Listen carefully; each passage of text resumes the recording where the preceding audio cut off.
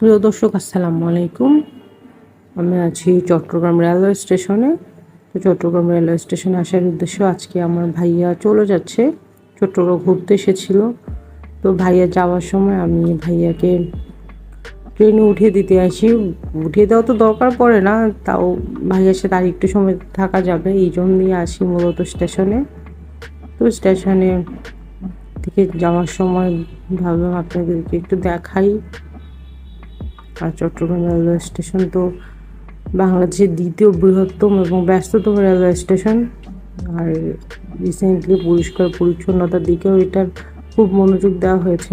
আপনারা দেখতে পাচ্ছেন পরিষ্কার পরিচ্ছন্ন কর্মী যারা আছে ওনারা ক্লিন করছে।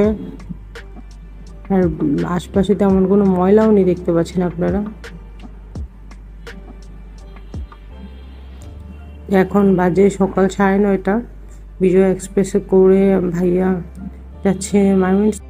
তো স্টেশনটা দেখতে থাকুন, আর আমি চেষ্টা করব আপনাদেরকে চট্টগ্রাম রেলওয়ে স্টেশন সম্পর্কে কিছুটা ইনফরমেশন দেওয়ার জন্য।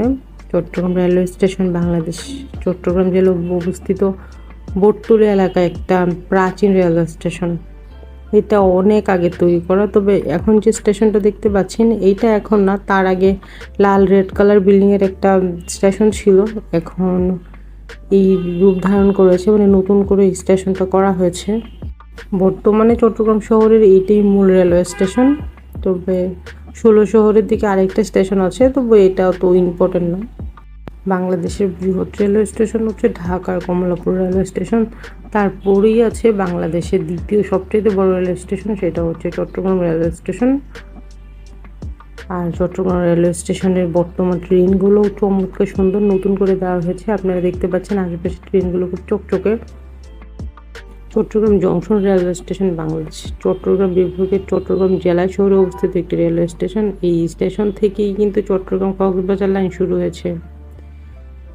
এই স্টেশনটির আরও একটি নাম আছে, অনেকে এটিকে কেবিন স্টেশন নামেও চিনে থাকে।